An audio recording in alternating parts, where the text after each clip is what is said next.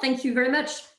Yeah, so if you don't want to use Slack, of course, you don't have to, but it's this is what we suggest to use for this whole series. And you don't have to install anything, just to sign up to Slack and use it in your browser. So here's the link again to ask questions, and maybe someone will notice your questions in the Zoom chat, but we will definitely be monitoring the Slack channel. So this is the material for this workshop, and it will remain there. It's a website that I built and that is there to stay. So you can take notes somewhere if you want, but you don't have to, because you can use this as a reference for the future. To find this page, so if you haven't fully explored the HSS website, you can navigate it by going to Program in English and then go to the session. So here we're in Introduction to R. And then I put a link at the bottom here that will take you to this page. But I can also paste it in Slack. And again, this is something that's there to stay, so you can revisit it later on if I'm going too fast or if you need a refresher for something. So this is an introduction to the programming language R, and it's an introduction that doesn't assume any prior knowledge. So if you have never programmed before, you've never used R, you're in the right place. And because you've already been through quite a lot of sessions, it's a busy day, I'll be going fairly slowly, but don't hesitate to type in Slack if I'm going too fast, or you can also unmute yourself briefly to jump in, to interrupt me if you have any problem. Just remember to mute yourself back in afterwards, just to prevent any echo. But I have absolutely zero problem being interrupted at any time. So please feel very comfortable to do so.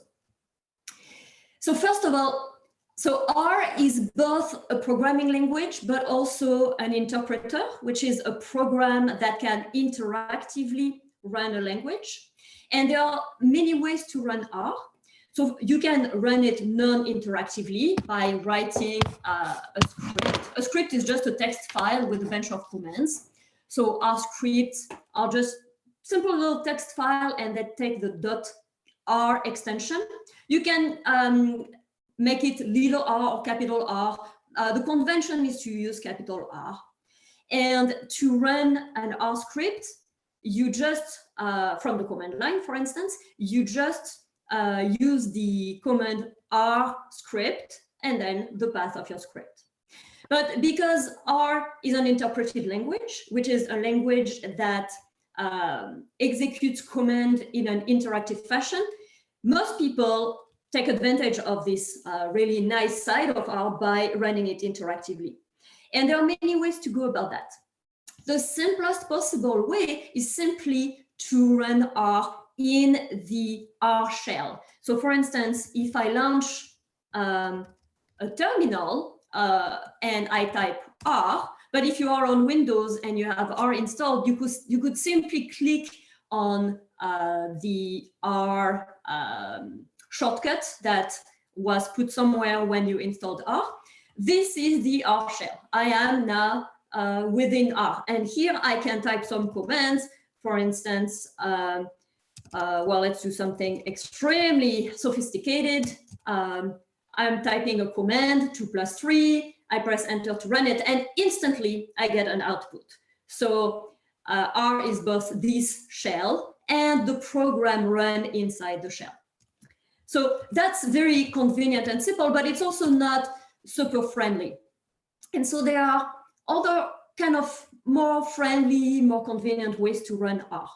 One is in Jupyter. If some of you come from Python, you might be very familiar with Jupyter. Jupyter is a way to execute dynamic notebooks. So you have a number of cells and you execute the cells, and you can intertwine some markdown, non-coding, human text in between. And Jupyter can run a number of kernels. That means a number of programs, and R is one of them. So you can run R in Jupyter. There are also a number of IDEs. IDE are software that creates some nice interface to run something, that adds some functionality, make it more user-friendly.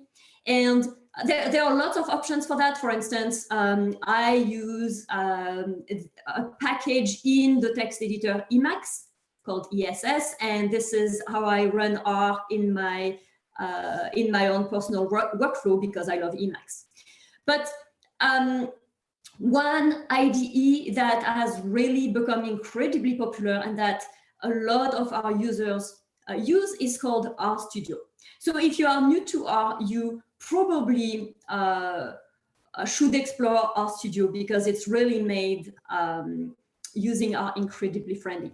So it's an IDE that was built by a company that was initially called RStudio, but that has recently renamed itself POSIT because they want to expand to other languages, in particular Julia and Python. So they wanted to have a name that would be a bit more general. And it is free. You can install it and run it.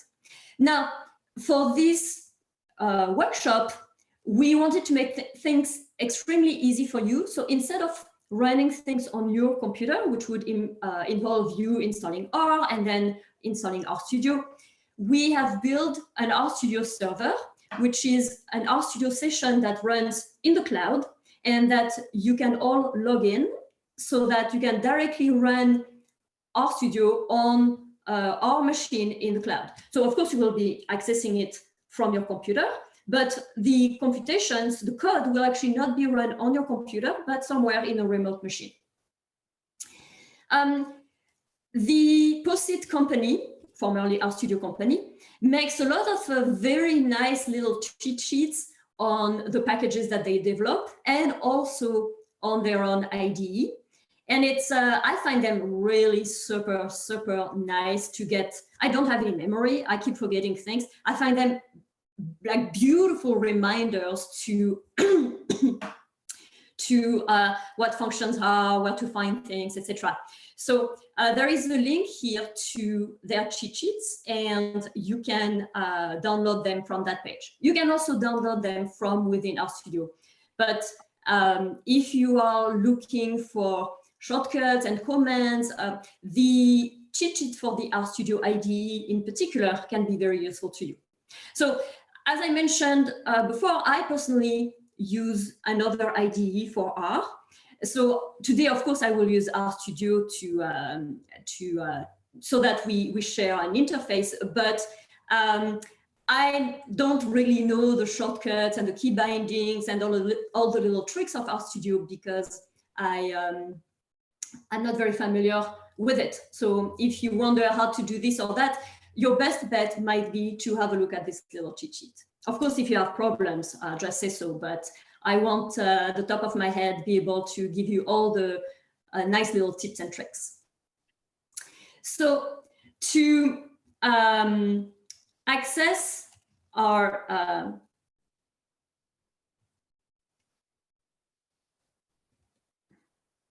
to access our server, first of all, you will have to pick up a username.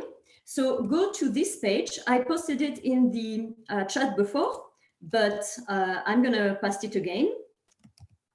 So the link, I just pasted on Slack. You can pick any username that is free. So just put, you don't have to put your full name if you don't want to. You can just put your first name, that's fine. Put it to any username that is unclaimed, and that's going to be your username. And Ross, I saw that you claimed the username. If you prefer, there is a tab for helpers. You can claim a helper login instead. It's up to you. So this is going to be your username to log in to Jupyter. And be very mindful that user is with a small letter U, and there is no space between user and the 2 digits. So for instance, Amanda claimed user 01. So to log in, she will use user01 written exactly as is, as a username. Now, you also need a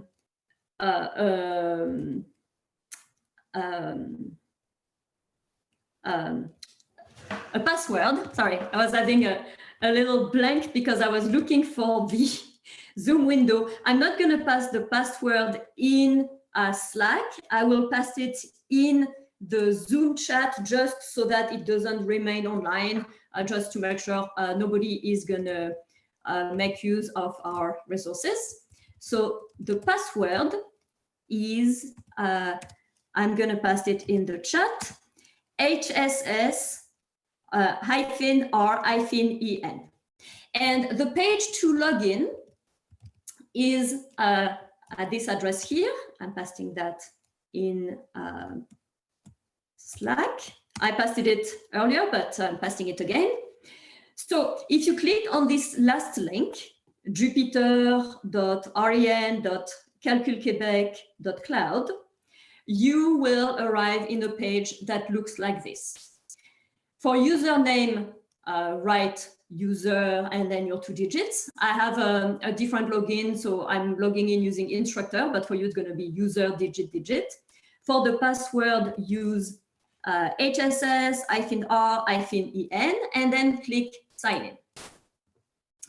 So where we are signing it here, this is called a Jupyter Hub, and this allows to use those Jupyter notebooks that I have mentioned before. So this is a Jupyter Lab interface, and from here I could run some Jupyter notebooks.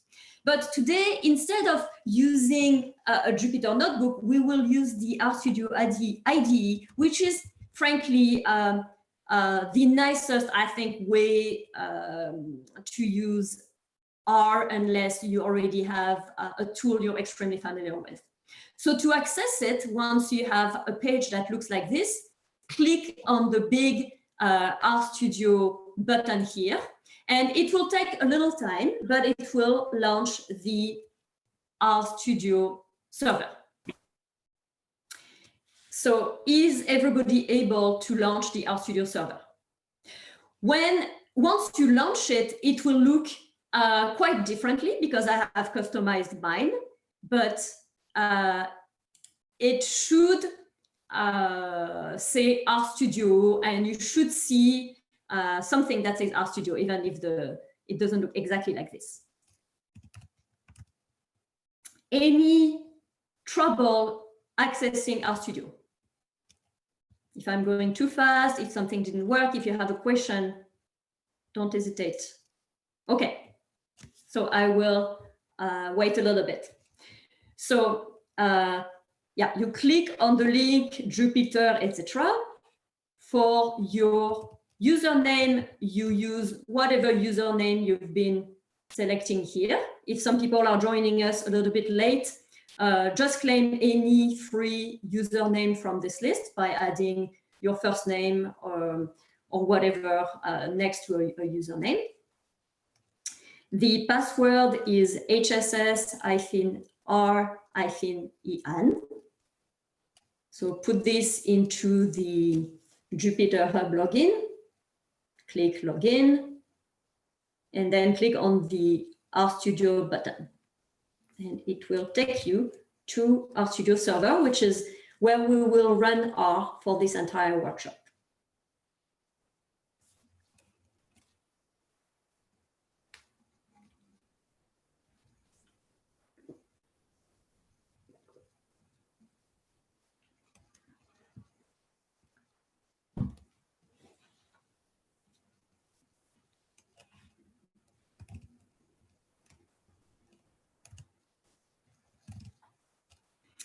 Does anybody still need a little bit of time?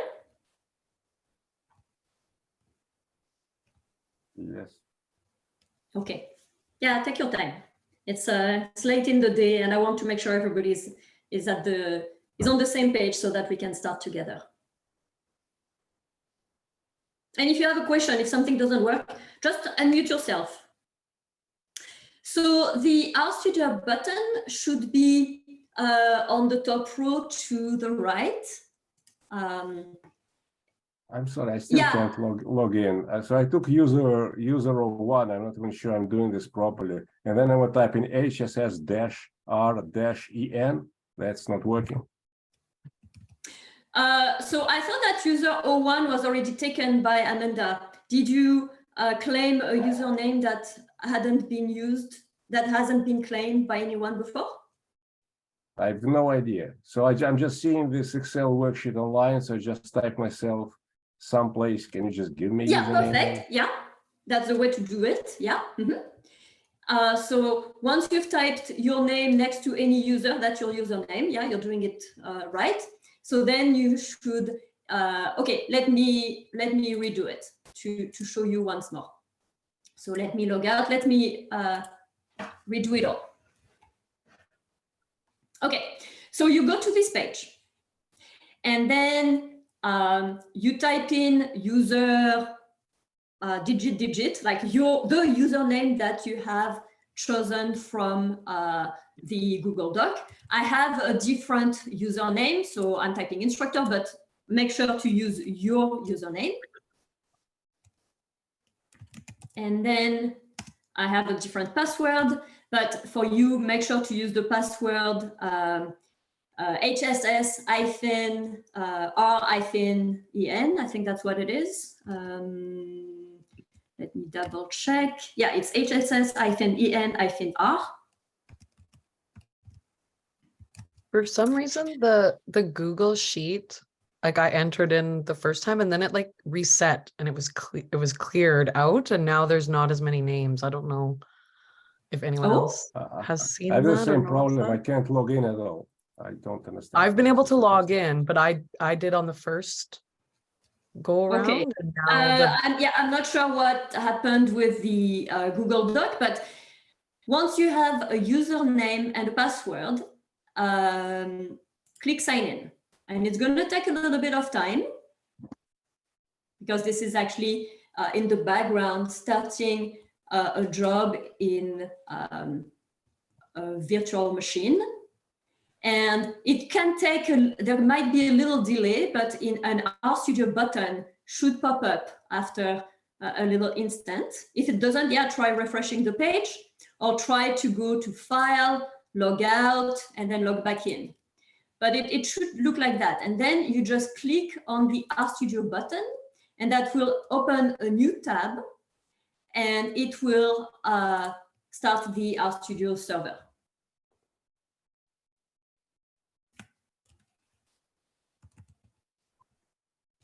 And I can look at the Google Doc. So this is the Google Doc page I have. Maybe something happened to it, I'm not sure. Oh yeah, it does look different. Yeah. So maybe claim names at the bottom in case something weird has happened.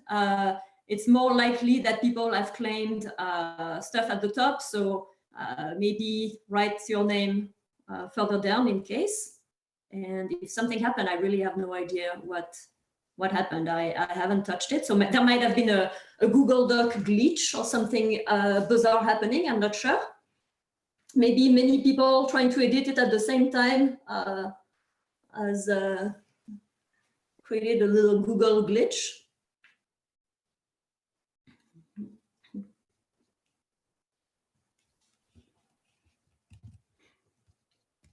So how are things going? Are people? I still can't log in, so it's the same thing. I use a 99. What does that mean? I can't log in. What does it say? Same thing. Invalid username or password. Is everything lowercase, Igor? Oh, yeah, it is. Okay. So I'm just copy pasting HSS-RN. I can try different user combinations. We're going to try user 98. Okay, yeah, try typing the password directly instead of copying pasting. Copying pasting occasionally gives us an extra character at the end that messes things up. Let's try typing it in directly. That's right.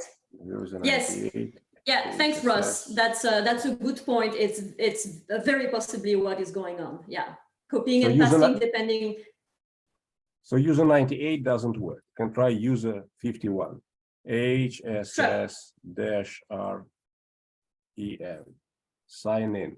Invalid username or password. If you Okay, want, Igor, we could go back to, you and I could go back to the main room for a moment and you can share your screen and I can try and get you logged in. Perhaps, sure. Let's try this. Okay. So if you, And I'm going to send a message to the person who built this Jupyter